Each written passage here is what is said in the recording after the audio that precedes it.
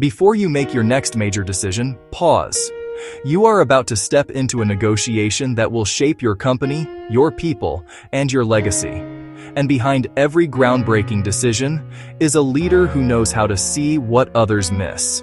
Today, enter the room like one of those leaders. Let this be your mental reset, your strategic reboot, your reminder of how the world's most effective CEOs think, act, and negotiate. When the doors close, the noise fades, and only the truth remains.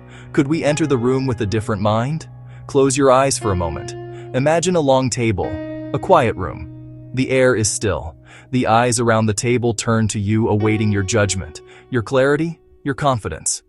You are not here to react. You are here to design outcomes. Elite CEOs walk into decisions with a single internal command: I do not control people. I control the process, the environment, and myself. This is where power begins. Because at the highest levels, negotiation is not a battle, it is architecture. A carefully built structure of psychology, timing, incentives, and human need. The question is never, do I have enough authority? But, do I understand the system well enough to shape it? Take a breath. Let that settle into your bones. The mind of a Harvard negotiator. Before any conversation begins, Harvard-trained negotiators ask, what does each person truly want beneath what they are saying? Because every demand is a disguise. Every rejection is a signal. Every hesitation is a doorway. Positions are visible. Interests are hidden. Ask yourself now, what does each stakeholder fear? What identity are they protecting? What future are they imagining? What pressures are silent but powerful? Behind closed doors, CEOs see with a different kind of vision, a vision that looks past words and into motives. You don't just hear their statements, you hear their story. You don't just see their behavior, you see their incentives. You don't just solve a surface-level conflict, you solve the deeper human equation that created the conflict. This is the foundation of all great decision-making. The power of trust before the deal. Now imagine the room again. Most breakthroughs do not happen at the table. They happen before the meeting, over coffee, in a quiet hallway, after dinner, or during that unexpected moment of shared humanity. The best CEOs invest in relationships before they need them. Trust is currency, and you build it long before you spend it. Ask yourself, who in this decision needs to be seen? Whose dignity matters most to this process? Who feels unheard? Whose alignment is essential to create momentum? Your decision will ripple through real people. And people do not move for logic alone. They move for trust, for connection, for the sense that you understand their world. Behind closed doors, CEOs win not with persuasion, but with presence. Control the process, not the person. Every negotiation has a shape, a rhythm, a psychological architecture, and elite CEOs design it. They control the agenda. They determine what gets attention and what gets delayed. They choose whether the conversation is fast and urgent or slow and deliberate. Process is invisible power. The room follows whoever defines the rules of engagement. Ask yourself now, what sequence of conversations will lead to the best outcome? Who should speak first? Who should speak last? What questions will open the room? What questions will reveal hidden truth? What should be addressed privately instead of publicly? Behind the scenes, great CEOs choreograph negotiation like a conductor directs an orchestra, not by overpowering, but by orchestrating. The deep art of empathy and framing. Empathy is not softness. It is a form of strategic intelligence. It lets you see the world through someone else's frame, their pressures, their motivations, their fears. But empathy has a partner framing. Framing is how you position your proposal so it protects what they value. A CEO operating at the highest level asks, how can I present this in a way that affirms their identity? How do I align my vision with their incentives? How do I reduce the psychological cost of saying yes? A negotiation turns when the other side feels understood. A negotiation transforms when the other side feels safe. This is how CEOs unlock breakthroughs that logic alone cannot produce. Power is not what you think. Most people misunderstand power. They think it's about leverage, title, resources. But high-level negotiation reveals something else. Power is the ability to stay centered when others are losing their balance. Power is clarity when others are confused.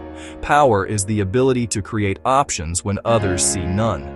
Even the weaker party becomes strong when they control information, or timing, or alliances, or narrative.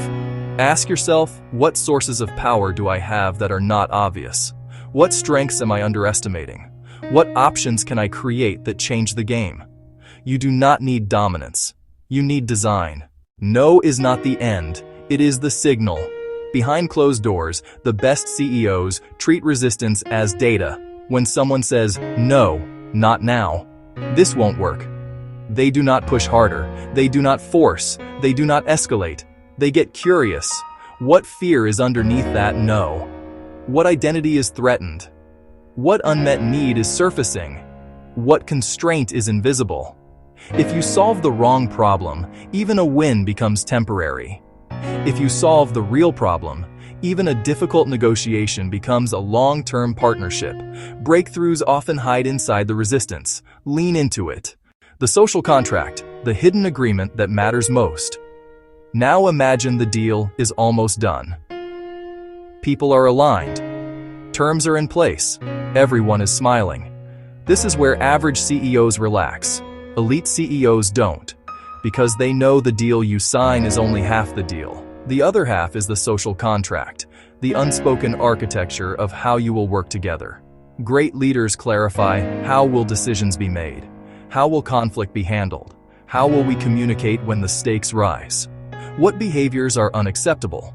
What happens if circumstances change? This alignment protects the future, not just the transaction, but the relationship. FBI-level listening, the CEO's hidden advantage. The FBI teaches one thing that CEOs quietly adopt. You influence people most when they feel deeply understood. This requires listening so attentively that the other person reveals more than they planned. Their motives, their pressure points, their fears, their unspoken calculations. You are not just listening for answers. You are listening for patterns. You are listening for inconsistencies. You are listening for the moment their voice shifts, because that shift is a map. Silence becomes your instrument. Pauses become your leverage. Curiosity becomes your ally. Most CEOs talk too much. The best CEOs extract information no one else can access. Think in systems, not moments. Every decision you make today shapes 10 decisions that come after it. Every concession sets a precedent. Every agreement creates expectations. Every negotiation adjusts the balance of trust.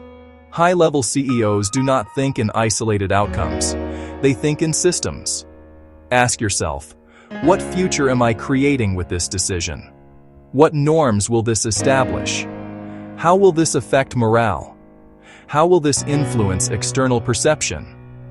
What message does this send to partners, employees, investors, and regulators? Moments matter. Systems matter more. Step into the future.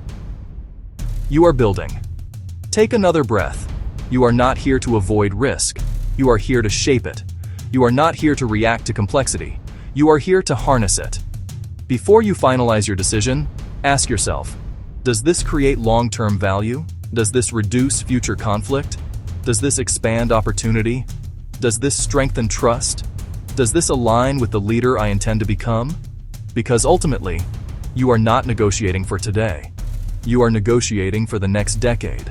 Your decision will ripple across people you may never meet, across markets you may never see, across opportunities that have not yet been born. This is the weight and privilege of leadership. The CEO Reset explained.